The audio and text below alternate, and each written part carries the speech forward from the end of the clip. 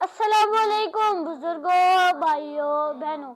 شروع اللہ تعالیٰ کے نام سے جو بڑا مہربان حیات رحم کرنے والا ہے۔ آج ہم لوگ پھر رمضان کی سیریز کی ایک سٹوری لے کے آئے ہیں، وہ ہے حضرت موسیٰ علیہ السلام کی سٹوری۔ حضرت موسیٰ علیہ السلام اللہ تعالیٰ کے پیغمبر تھے، انہیں کلیم اللہ بھی کہا جاتا تھا۔ حضرت موسیٰ علیہ السلام ایک شہزادے کے طور پر بڑے ہوئے۔ اس وقت مصر کا بادشاہ فرعون یعقوب علیہ السلام کے عقیدت مندوں سے بہت برا سلوک کر رہا تھا، وہ انہیں غلاموں کی طرح رکھ رہا تھا۔ فرعون اسرائیلیوں سے بہت نفرت کرتا تھا، وہ چاہتا تھا اسرائیل صرف اس کا حکم مانے اور صرف اس کے خدا کی عبادت کرے۔ اسی طرح مصر میں بہت سارے بادشاہ آئے، انہوں نے خود کو خدا مانا یا خدا کا پیغمبر۔ ایک دن فرعون کو خواب آیا، اس نے دیکھا کہ آسمان سے نیچے ایک آگ کا گولا آ رہا ہے، وہ پورے مصر کے لوگوں کو گھروں کو تباہ کر دے گا اور اسرائیلیوں کے گھروں کو کچھ بھی نہیں ہوگا۔ فرعون ڈر گیا، وہ اٹھا۔ اگلے دن اس نے جادوگروں اور وزیروں کو بلایا اور اپنے خواب کا مطلب پوچھا۔ انہوں نے بتایا کہ اسرائیلیوں کے یہاں ایک بچہ پیدا ہوگا جو مصر کے لوگوں کو مار دے گا۔ فرعون غصے سے بھر گیا، اس نے ہر ایک بچے کو قتل کرنا شروع کر دیا۔ یہ وہی وقت تھا جب حضرت موسیٰ علیہ السلام پیدا ہوئے۔ ان کا ایک بڑا بھائی ہارون علیہ السلام اور ان کی ایک بہن بھی تھی۔ نبی کے لیے اللہ تعالیٰ نے ایک منصوبہ بنایا۔ اللہ تعالیٰ نے ان کی ماں کو حکم دیا کہ انہیں ایک ٹوکری میں رکھ کے نیل ندی میں بہا دے۔ ان کی ماں بہت زیادہ غمزدہ تھی۔ جب ٹوکری دور بہہ گئی تو ان کی ماں نے ان کی بہن کو اس کا پیچھا کرنے کو کہا۔ اللہ تعالیٰ ٹوکری کی رہنمائی کرتے رہے۔ کچھ دیر بعد ٹوکری ایک دھار کی طرف مڑ گئی، اس میں فرعون کی بیگم نہا رہی تھی۔ جیسے ہی فرعون کی بیگم نے وہ ٹوکری دیکھی، اس نے وہ ٹوکری اٹھائی اور بچے کو پیار کرنے لگ گئی۔ بچے کو پیار کرتا دیکھ کر فرعون حیران ہو گیا اور انہوں نے بچے کو گود لے لیا۔ سپاہی حضرت موسیٰ علیہ السلام کی بہن کو پکڑ کر لے آئے اور انہوں نے کہا کہ یہ ٹوکری کا پیچھا کر رہی تھی۔ موسیٰ علیہ السلام کی بہن نے کہا، میں تو ایسے ہی ٹوکری کا پیچھا کر رہی تھی۔ جب موسیٰ علیہ السلام کی بہن نے موسیٰ علیہ السلام کو روتے دیکھا، ان کو فکر ہوئی۔ انہوں نے کہا کہ میں ایک ایسے شخص کو جانتی ہوں جو ان کو دودھ پلا سکتی ہے۔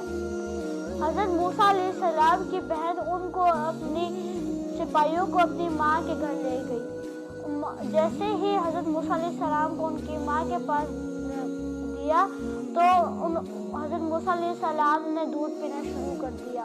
فرعون نے پوچھا، یہ کسی کا دودھ نہیں پی رہا تھا، آپ کا دودھ کیسے پی رہا ہے؟ ان کی ماں نے سوچا، اگر میں سچ بتاؤں گی یہ میرے بیٹے کو قتل کر دیں گے۔ انہوں نے کہا کہ میرا دودھ خوشبودار اور میٹھا ہے۔ حضرت موسیٰ علیہ السلام فرعون کے محل میں بڑے ہوئے۔ انہوں نے ایک دن دیکھا کہ سپاہی ایک اسرائیل کو مار رہا ہے۔ انہوں نے ان کی مدد کرنے کا سوچا۔ انہوں نے سپاہی کو سمجھایا، سپاہی نہ سمجھا۔ انہوں نے سپاہی کو ایک زوردار مکہ مارا۔ اگلے دن انہوں نے اسی اسرائیل کو دوسرے انسان کے ساتھ لڑتے دیکھا۔ تو جیسے ہی اسرائیل نے حضرت موسیٰ علیہ السلام کو دیکھا، اس نے کہا، مجھے معاف کر دیں، میں آئندہ ایسا نہیں کروں گا۔ حضرت موسیٰ علیہ السلام جا رہے تھے، ان کے پاس ایک بندہ آیا۔ اس نے کہا کہ آپ مصر چھوڑ دیں کیونکہ سپاہی آپ کو مارنے آ رہے ہیں۔ اسی ٹائم حضرت موسیٰ علیہ السلام نے مصر چھوڑ دیا، ان کے پاس کچھ بھی نہیں تھا۔ حضرت موسیٰ علیہ السلام ریگستان میں بھٹکتے رہے۔ حضرت موسیٰ علیہ السلام نے ریگستان پار کر دیا، وہ ایک درخت کے نیچے جا کر بیٹھے۔ انہوں نے دیکھا کہ دو عورتیں جانوروں کے ساتھ کھڑی ہوئی ہیں۔ انہوں نے سوچا کہ ان کو مدد کی ضرورت ہے۔ وہ عورتوں کے پاس گئے، انہوں نے کہا، پوری مدد کی ضرورت ہے۔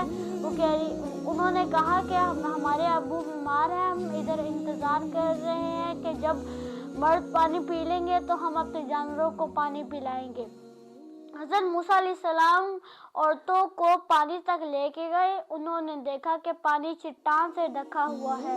انہوں نے ایک ہاتھ سے چٹان کو اٹھا لیا۔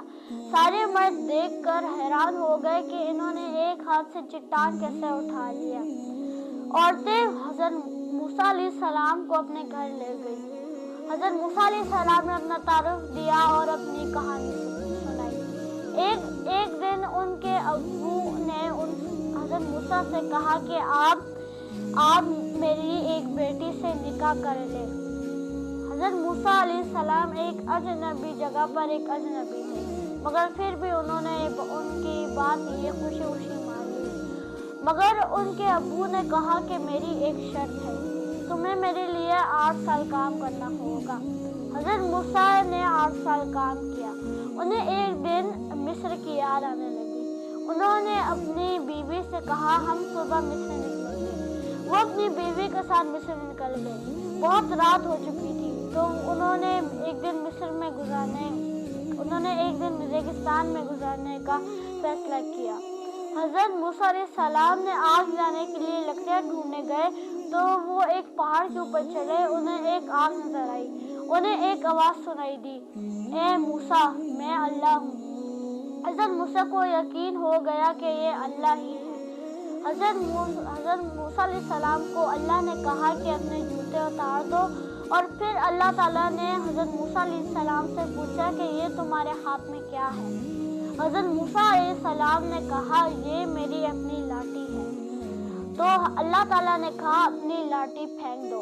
جیسے ہی حضرت موسیٰ علیہ السلام نے اپنی لاٹھی پھینکی تو وہ ایک سانپ میں تبدیل ہو گئی۔ حضرت موسیٰ ڈر گئے، وہ بھاگنے لگے۔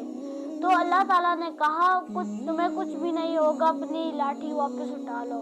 انہوں نے سانپ کے اوپر ہاتھ رکھا تو ان کی لاٹھی میں تبدیل ہو گئی۔ پھر اللہ تعالیٰ نے کہا کہ اپنا ہاتھ چوغے لاٹھی میں ڈال دو۔ جیسے ہی انہوں نے ہاتھ باہر نکالا تو ان کے ہاتھ چمکنے لگ گئے۔ پھر اللہ تعالیٰ نے حضرت موسیٰ علیہ السلام سے کہا جا کے فرعون کو سچ کی راہ دکھاؤ۔ حضرت موسیٰ علیہ السلام مصر پہنچے۔ وہاں ان کے بھائی ہارون علیہ السلام ان کا انتظار کر رہے تھے۔ ہارون علیہ السلام نے بتایا کہ انہیں اللہ تعالیٰ کی طرف سے خواب آیا ہے کہ ان کا بھائی جلد ہی آئے گا۔ حضرت موسیٰ علیہ السلام کو احساس ہوا کہ وہ ان کے بھائی ہیں۔ ان کی آنکھیں باہر آئیں۔ حضرت موسیٰ علیہ السلام اور ان کے بھائی فرعون کے پاس گئے۔ انہوں نے اللہ تعالیٰ کا پیغام سنایا۔ فرعون نے سننے سے انکار کر دیا۔ جب فرعون نے حضرت موسیٰ علیہ السلام کی پوری بات سنی تو فرعون نے کہا تم پاگل ہو گئے ہو؟ تو پوچھا تم چاہتے کیا ہو؟ حضرت موسیٰ علیہ السلام نے کہا کہ ہم چاہتے ہیں کہ تم اسرائیلیوں کو ہمارے ساتھ بیچ دو۔ تو فرعون نے کہا اسرائیل میرے غلام ہیں، میں انہیں تمہارے ساتھ کیوں بھیجوں؟ پھر حضرت موسیٰ علیہ السلام نے فرعون کو کہا یہ تمہارے غلام نہیں ہیں، یہ اللہ سبحانہ تعالیٰ کے غلام ہیں۔ تو پھر فرعون نے کہا ایسا تمہارے پاس کیا ثبوت ہے کہ اس سے ثابت ہوتے تم اللہ تعالیٰ کے پیغمبر ہو؟ جیسے ہی حضرت موسیٰ علیہ السلام نے اپنی لاٹھی پھینکی وہ ایک سانپ میں تبدیل ہو گئی۔